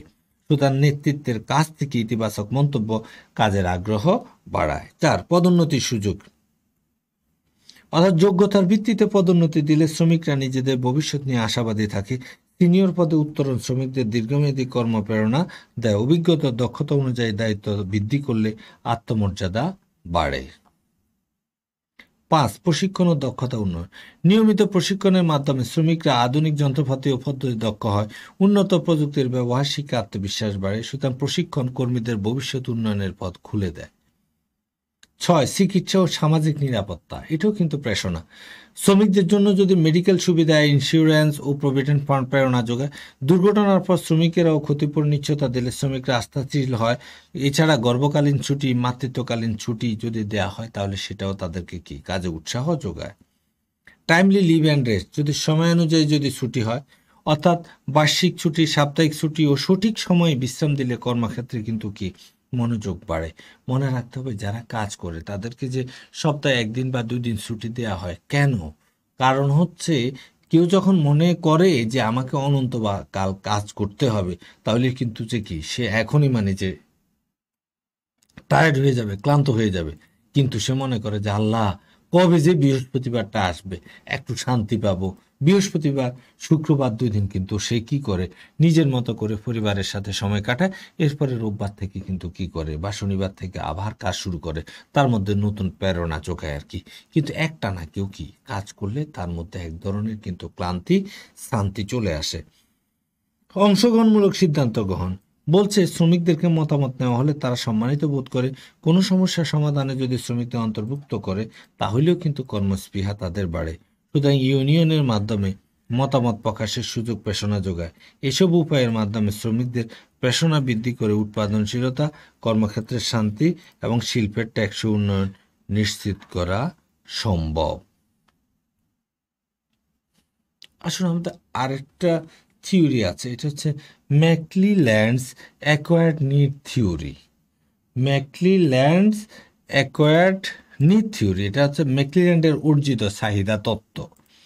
ম্যাকক্লিল্যান্ড অ্যাকোয়ার্ড নিড থিওরি একটি আধুনিক প্রেরণা তত্ত্ব, যা ডেভিড ম্যাকক্লিল্যান্ড 1961 সালে উপস্থাপন করেন। দেখেন, প্রতিটা থিওরির নাম এবং থিওরি কত সালে হয়েছে এবং হচ্ছে সেটা কে দিয়েছেন, এগুলো কিন্তু মনে রাখতে হবে। তিনি বিশ্বাস করতেন যে, অর্থাৎ ডেভিড ম্যাকক্লিল্যান্ড বিশ্বাস করতেন যে মানুষের কিছু চাহিদা জন্মগত নয়, বরং অভিজ্ঞতা ও পরিবেশের মাধ্যমে অর্জিত হয়। অর্থাৎ পরিবেশ থেকে মনে করেন যে কি অর্জিত হয়। আগে আসলে যে তার এই অভাবটা কি বা চাহিদাটা ছিল না।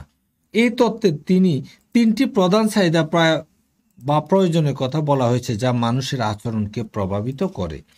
তত্ত্বের 3টি মূল চাহিদা হচ্ছে নিড ফর অ্যাচিভমেন্ট বা এনএইচ, অর্থাৎ নিড ফর অ্যাচিভমেন্ট, অর্জনের চাহিদা। এই চাহিদা সম্পন্ন ব্যক্তিরা সবসময় সাফল্য অর্জন করতে চায়। এরা খালি সাফল্য, মানে আমি তারা চ্যালেঞ্জিং কাজ করতে আগ্রহী হয়, ঝুঁকি নিতে ভয় পায় না।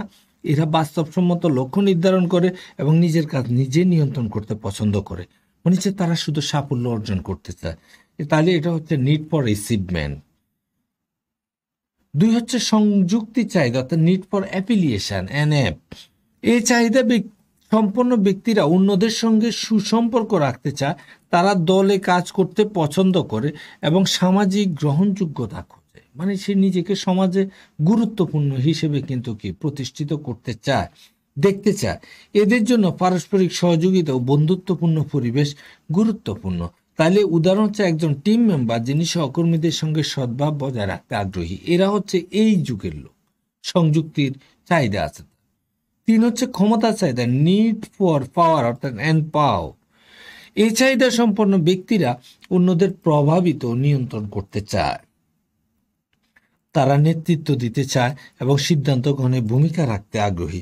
এরা সংগঠন বা সমাজে কর্তৃত্ব মর্যাদা অর্জন করতে চায়। তাহলে উদাহরণ হচ্ছে একজন ম্যানেজার যিনি দলের প্রতিটি বিষয়ে নেতৃত্ব দিতে আগ্রহী হয়। তাহলে দেখা যাচ্ছে এই তিন ধরনের, কেউ অর্জন করতে চায়, কেউ সংযুক্তি হতে চায় অথবা অন্যের সাথে এফিলিয়েটের সবার সাথে একটা ভালো সম্পর্ক করতে চায়, আর কেউ হচ্ছে শুধু ক্ষমতা চায়। কি চায়? তাহলে কেউ চায় সাফল্য, কেউ চায় অন্যের সাথে অ্যাসোসিয়েশন, আর কেউ চায় হচ্ছে যে কি এখানে ক্ষমতা। উদাহরণস্বরূপ একজন ম্যানেজার যিনি দলের প্রতিটি বিষয়কে নেতৃত্ব দিতে আগ্রহী।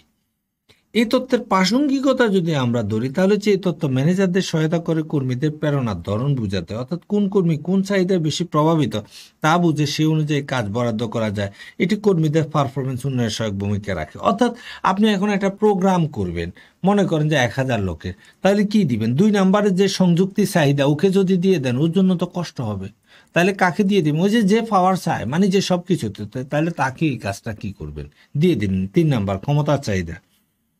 উপসংহারে যদি আমরা বলা হচ্ছে ম্যাকলিরেন অ্যাকোয়ার্ড নিড থিওরি বলছে মানুষের চাহিদা সময় ও অভিজ্ঞতার সাথে সাথে গড়ে ওঠে এবং এই চাহিদাগুলো কর্মক্ষেত্রে তাদের আচরণ ও কর্মস্পৃহাকে গভীরভাবে প্রভাবিত করে। এই তত্ত্বটি ব্যবস্থাপনা, কর্মী নির্বাচন, কাজ বরাদ্দ ও নেতৃত্ব উন্নয়নের ক্ষেত্রে অত্যন্ত কার্যকর। আমরা থিওরিগুলো শেষ করলাম। আমরা আর একটা প্রশ্ন আছে, প্রেরণা ও মনোবল, মোটিভেশন অ্যান্ড মোরাল। মোটিভেশন এখন বলছে যে এই প্রেরণাটা মনোবলের সাথে কিভাবে সম্পর্ক, বা প্রেরণার মনোবলের মধ্যে সম্পর্ক কি, আর হচ্ছে বৈষম্যটা কি আমরা দেখি। অর্থাৎ মোটিভেশন অ্যান্ড মোরাল এই দুটি ধারণার মধ্যে পার্থক্য রয়েছে, তবে এদের মধ্যে ঘনিষ্ঠ সম্পর্ক বিদ্যমান।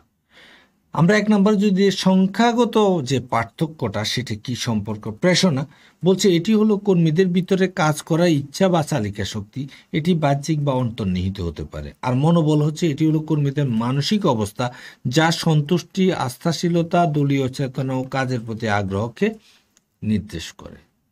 2 সম্পর্কের ব্যাখ্যা, অর্থাৎ প্রেরণা মনোবল গঠনের সহায়ক। অর্থাৎ যখন কোনো কর্মী উপযুক্তভাবে প্রেরণা পায়, যেমন বেতন বৃদ্ধি পায়, স্বীকৃতি বা উন্নতি, তখন তার মনোবল বৃদ্ধি পায়। তার মানে প্রেরণা কি করে? মনোবল বৃদ্ধি করে। আবার উচ্চ মনোবল কর্মদক্ষতা বাড়ায়, অর্থাৎ যদি কর্মীদের মনোবল ভালো থাকে তবে তারা কাজের প্রতি উৎসাহিত হয় এবং স্বেচ্ছাদায়িত্ব পালন করে, যা আবার তাদের প্রেরণার উপর ইতিবাচক প্রভাব ফেলে, ভিতর থেকে আসে। নেতিবাচক প্রেরণা মনোবল হ্রাস করে, অর্থাৎ প্রেরণার অভাব বা নেতিবাচক প্রেরণা, যেমন অতিরিক্ত কাজের চাপ বা অভিশাপ, তার উপর ইনজাস্টিস হয়েছে, তাহলে তিনি কর্মীদের মনোবল ক্ষতিগ্রস্ত, সে ভেঙে পড়ে।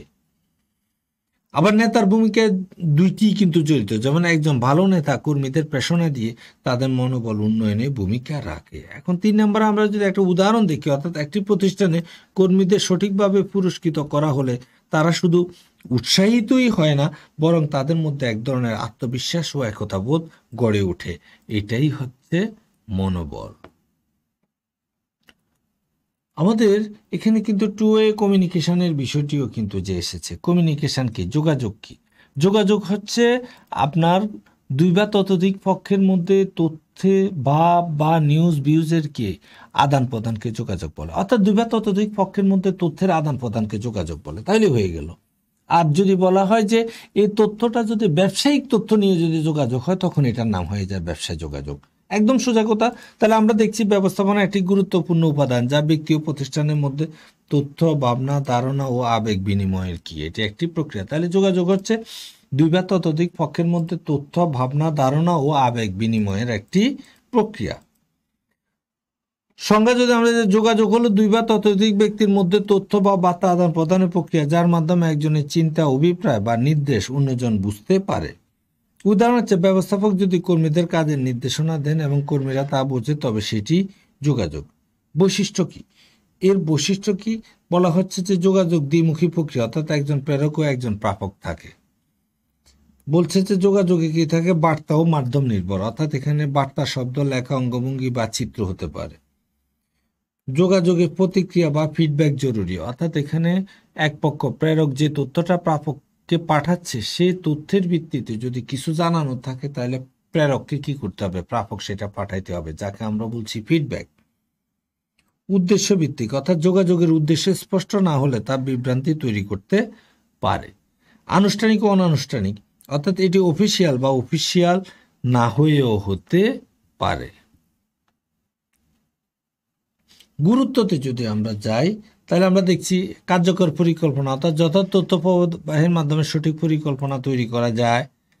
নেতৃত্ব প্রদান ও আদেশ বাস্তবায়নের জন্য যোগাযোগ অপরিহার্য।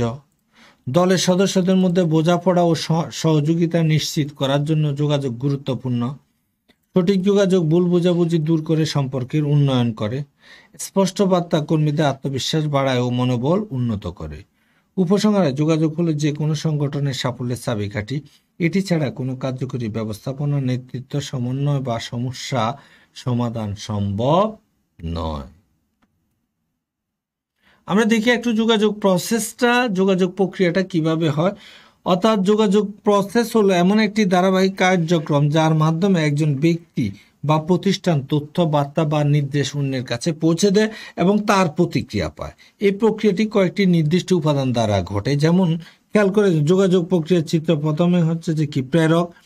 প্রেরক কি করে, একটা বার্তা মেসেজ পাঠায়। এই মেসেজটা পাঠানোর জন্য কোনো একটা মাধ্যম হতে পারে, যেমন আমি যে লেকচারটা দিছি এটা কিন্তু একটা মেসেজ, আমি প্রেরক, কিন্তু এটা যাচ্ছে কিন্তু অনলাইন মাধ্যমে আপনাদের কাছে। তার মানে হচ্ছে আমাদের যে কোনো এক পক্ষের প্রেরিত বার্তা সেটা প্রাপকের কাছে যাওয়ার জন্য কোনো একটা মাধ্যম থাকতে পারে। যদি সামনাসামনি হয় তাহলে সেটা হচ্ছে ফেস টু ফেস, কিন্তু যদি এটা মোবাইলের মাধ্যমে যায় তখন মোবাইল, এটা হতে পারে সংবাদপত্র, হতে পারে মাইক্রোফোন, হতে পারে নেট, ইন্টারনেট, ইমেল, বিভিন্নভাবে মনে করেন যে যেতে পারে। তাহলে এই মাধ্যমে বার্তাটা যার কাছে যাচ্ছে এটাকে বলা হচ্ছে যে কি প্রাপক। এই প্রাপক থেকে উত্তর পেয়ে উনি যখন আবার এটা কি প্রেরকের কাছে পাঠান তখন এটাকে বলা হচ্ছে যে প্রতিক্রিয়া বা ফিডব্যাক। খেয়াল করে দেখেন তাহলে এটা কি হয়ে গেল, এটা একটা যোগাযোগ প্রক্রিয়া। তাহলে প্রেরক, মেসেজ, তারপর হচ্ছে মিডিয়া, তারপর হচ্ছে যে কি ডান দিকে হচ্ছে যে কি প্রাপক অর্থাৎ রিসিভার, এরপর হচ্ছে ফিডব্যাক আসলো প্রেরক। মাঝখানে আপনারা আর একটা জিনিস দেখছেন, সেটা হচ্ছে প্রতিবন্ধকতা। মনে রাখতে হবে যে এই যোগাযোগ প্রক্রিয়ায় প্রতিবন্ধকতা বলে একটা কথা আছে। খেয়াল করে দেখেন, আমরা দুইজন কথা বলছি, হ্যাঁ আমি কথা বলছি, আপনি শুনছেন, আপনারা কথা বলছেন, আমি শুনছি। এটা এর ক্ষেত্রে কিন্তু যদি কোনো প্রতিবন্ধকতা আছে তাহলে আমার মেসেজ আপনি শুনবেন না। যেমন দূরে যদি এখন জোরে একটা মাইক যদি বাজায় দেওয়া হয়, কেউ যদি জোরে গান বাজায় অথবা জোরে যদি একটা বাজের শব্দ হলো, তো একটা উপর দিয়ে যদি একটা হেলিকপ্টার যায়, একটা বাস যায়, ট্রাক যায়, দেখা যাবে যে কি আপনি আসলে যে কি সেটা শুনতে পাচ্ছেন না। তার মানে হচ্ছে যে কি এটা একটা প্রতিবন্ধকতা। অথবা অনেক সময় দেখা যাচ্ছে যে আমরা দুইজন মোবাইলে কথা বলছি, যোগাযোগ সংগঠিত হচ্ছে, কিন্তু মাঝখান দিয়ে নেটওয়ার্ক ফল করছে, আপনি কথাটা শুনতে পাচ্ছেন না। আমিও কথা বলছি, আপনি শোনার জন্য উদগ্রীব, কিন্তু কি হচ্ছে না, যোগাযোগটা হচ্ছে না। তার মানে এরকম হাজারো প্রতিবন্ধকতা আছে। আবার হচ্ছে যে টিভিতে মনে করেন যে টিভিতে একটা সংবাদ দেখালো, শো করলো, কিন্তু একজন অন্ধ ব্যক্তি সেটা দেখতে পাচ্ছে না, কারণ যোগাযোগটা কি হচ্ছে না, ফ্রুটফুল হচ্ছে না। অথবা দেখা যাচ্ছে যে পত্রিকায় একটা মেসেজ গেল, কিন্তু হচ্ছে একজন নিরক্ষর ব্যক্তি সেটা পড়তে পারছে না। তাহলে দেখা যাচ্ছে এই যোগাযোগের ক্ষেত্রে কিন্তু কি যোগাযোগ প্রক্রিয়াটায় অনেকগুলো প্রতিবন্ধকতা বা ব্যারিয়ার্স আছে। এই যোগাযোগ প্রক্রিয়ার উপাদানসমূহ যদি আমরা দেখি তাহলে সেগুলো হচ্ছে, এক নম্বরের প্রেরক থাকে অর্থাৎ যিনি বার্তা তৈরি করেন, দুই একটা বার্তা থাকে অর্থাৎ মেসেজ থাকে, মনে রাখতে হবে। যেমন প্রেরকের প্রেরিত তথ্য, নির্দেশ, মতামত, আবেগ, যোগাযোগ মূল বিষয়, অথবা উদাহরণ কাল সকাল 9টায় মিটিং, এটা একটা মেসেজ। মাধ্যম বা চ্যানেল লাগবে, অর্থাৎ যার মাধ্যমে বার্তাটি প্রেরিত হয়। এটি মৌখিক হতে পারে, লিখিত হতে পারে, ইমেল হতে পারে, টেলিফোন হতে পারে, অফিসিয়াল ইমেল বা হোয়াটসঅ্যাপে মেসেজ। প্রাপক যিনি বার্তাটি গ্রহণ করেন এবং তা বুঝতে চেষ্টা করেন, অর্থাৎ কর্মচারী যিনি ব্যবস্থাপকের নির্দেশ পান। প্রতিক্রিয়া বা ফিডব্যাক, প্রাপক বার্তা পাওয়ার পর কি প্রতিক্রিয়া দিল সেটি ফিডব্যাক, এটি যোগাযোগের সম্পূর্ণ। ঠিক আছে স্যার, আমি কাল 9টায় আসবো, এটা হচ্ছে ফিডব্যাক। প্রতিবন্ধকতা বা বিঘ্ন, নয়েজ, যে কোনো বাধা বা ব্যাঘাত যা বার্তা বোঝা বা পৌঁছানোর ক্ষেত্রে সমস্যা তৈরি করে, যেমন শব্দ দূষণ, ভাষাগত জটিলতা, প্রযুক্তিগত সমস্যা, যা এই যে বললাম আপনাদেরকে এতক্ষণ। দ্বিমুখী যোগাযোগ দেখেন, টু ওয়ে কমিউনিকেশন, অর্থাৎ দ্বিমুখী যোগাযোগ হলো এমন একটি যোগাযোগ প্রক্রিয়া যেখানে প্রেরক ও প্রাপক উভয় বার্তা পাঠায় এবং গ্রহণ করে। অর্থাৎ এখানে প্রেরক একটি বার্তা প্রেরণ করে, প্রাপক তা গ্রহণ করে এবং প্রতিক্রিয়া জানায়, ফলে উভয়ের মধ্যে একটা কার্যকর যোগাযোগ স্থাপিত হয়। আগের স্লাইডে আমরা যে চিত্রটা দেখিয়েছি, প্রেরক, সংবাদ অর্থাৎ মেসেজ, মিডিয়া, তারপর রিসিভার, ফিডব্যাক, এটা কিন্তু যে কি ঘুরে একজনের কাছ থেকে আরেকজনে ঘুরে কিন্তু যে তথ্যটা ঘুরছে, তাহলে এটা কিন্তু হচ্ছে দ্বিমুখী যোগাযোগ। কিন্তু খেয়াল করে দেখেন, পত্রিকার মাধ্যমে কিন্তু কি আসলো, অনেক মেসেজ আসে, কিন্তু এই মেসেজটার উত্তর কি আমরা দেই না, ওইটা হলো একমুখী যোগাযোগ। অথবা ৮টার সংবাদে মনে করেন যে বিটিভির ৮টার সংবাদে যখন সংবাদটা বলছে সংবাদ পাঠক, আমরা অনেক তথ্য মেসেজ কিন্তু পেয়ে যাচ্ছি, আমরা কি কোনো ফিডব্যাক দিতে পারছি ওইখানে, না পারছি না, তাহলে এটা হচ্ছে যে কি একমুখী যোগাযোগ, ওয়ান ওয়ে কমিউনিকেশন। কিন্তু কিছু টক শো আছে যেখানে হচ্ছে তারা আলোচনা করছে, আমরা শুনছি, আবার বলছে যে একটা কিছু ফোন নাম্বার দেয়া আছে, যেটা দিয়ে বলা হচ্ছে যে আপনারা এই ফোন নাম্বারগুলোতে কিন্তু আপনাদের মতামত জানাতে পারেন, অথবা কিছু যদি জানতে চান, আপনাদের প্রশ্ন থাকে, আস্কিং থাকে, সেটাও কিন্তু জানাতে পারেন। তাহলে আমরা সেটা করছি, তাহলে এটা কিন্তু কি হয়ে গেল, দ্বিমুখী যোগাযোগ হয়ে গেল। তাহলে দেখা যাচ্ছে টু ওয়ে কমিউনিকেশনে উভয় পক্ষ সক্রিয়ভাবে অংশগ্রহণ করে, ফিডব্যাক রয়েছে, জটিলতা বা ভুল বোঝাবুঝি হ্রাস পায়, সম্পর্ক উন্নয়ন হয়। তাহলে আমরা দেখলাম যে টু ওয়ে কমিউনিকেশন একদমই সোজা জিনিস। তো সুপ্রিয় আমাদের ক্যান্ডিডেটস বৃন্দ, আমরা আসলে যে লিডিংয়ে দুটা পার্ট 1 এবং পার্ট 2 এর মাধ্যমে কিন্তু যে শেষ করলাম, এরপরে কিন্তু আপনাদের জন্য অনেকগুলো, আজকে প্রায় 45 MCQ কোশ্চেন কিন্তু যে দিয়েছি, হ্যাঁ, যেগুলো আপনারা পিডিএফে পেয়ে যাবেন, এবং এর মধ্যেও থাকবে, আপনারা ইচ্ছা করলে সেগুলো মনে করেন যে নিজেরা উত্তর দিয়া করবেন। আমরা দেখি একটু, যদি আমরা কয়েকটা প্রশ্ন যদি আমরা দেখি, যেমন প্রেষণার মূল লক্ষ্য কি, আমরা যদি একটু দেখি, প্রেষণার মূল লক্ষ্য কি, অর্থাৎ প্রেষণার শাস্তি দেওয়া, কর্মীদেরকে ছাঁটাই করা, কর্মীদের কাজের প্রতি আগ্রহ সৃষ্টি, কাগজপত্রের সংরক্ষণ। সঠিক উত্তর হচ্ছে গ, কর্মীদেরকে কাজের প্রতি আগ্রহ সৃষ্টি। 2, নিচের কোনটি প্রেষণার বৈশিষ্ট্য নয়? খেয়াল রাখবেন, মাথায় শুধু প্রেষণার বৈশিষ্ট্য লিখে যদি আবার সঠিক উত্তরটা দিলেন, তাতে বিপদ। এখানে তো জানতে চাইছে যে কোনটি প্রেষণার বৈশিষ্ট্য নয়। এটি অভ্যন্তরীণ শক্তি উদ্দীপনা করে, এটা প্রেষণা। এটি আচরণকে প্রভাবিত করে, এটা প্রেষণা।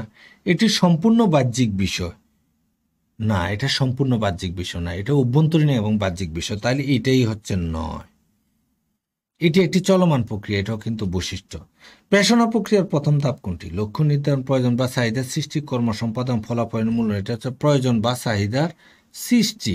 মনে করেন যে আমরা দেখেছি প্রেষণার মাধ্যমে কি অর্জন সম্ভব, কর্মীদের মধ্যে অবিশ্বাস, উৎপাদনশীলতা বৃদ্ধি, কর্মক্ষেত্রে দায়িত্ব এড়িয়ে যাওয়া, তাহলে উৎপাদনশীলতা বৃদ্ধি। তো সুপ্রিয় ক্যান্ডিডেটস, কিন্তু আমরা ক্লাসগুলো প্রায় শেষের দিকে আসছি। আমরা আজকে মনে করেন যে আপনার লিডিংটা শেষ করলাম, আর কন্ট্রোলিংটা আছে, আর একটা ক্লাস নিব। এরপরে আমরা কিছু আপনাদের সাজেশন ক্লাস অথবা রিভিউ ক্লাস সেগুলো করব। আপনাদের মনে যদি এর মধ্যে কোনো প্রশ্ন থাকে, যে কোনো কিছু বুঝতে অসুবিধা হয়, আপনারা প্রস্তুত হয়ে যান, আমাদের সেই সাজেশন ক্লাসে কিন্তু কি করবেন, আপনারা মতামত দিবেন। তো ক্লাসগুলো যথাযথভাবে অনুসরণ করুন, এর সাথে রিলেটেড টপিকগুলো আপনারা পড়ুন। সময় অনেক অল্প, অনেক বেশি পড়তে হবে, অনেক দূর যেতে হবে, কিন্তু মনে রাখতে হবে প্রতিটা সেকেন্ড সর্বোত্তম ব্যবহার করতে হবে। তো আপনাদের সবাই ভালো থাকুন, সুস্থ থাকুন, নিরাপদ থাকুন, আর প্রস্তুতি নিতে থাকুন। ইনশাল্লাহ সাফল্য আপনাদের ধরা দিবে, ইনশাল্লাহ। তো আপনাদের জন্য দোয়া এবং শুভকামনা সবসময়। আল্লাহ হাফেজ।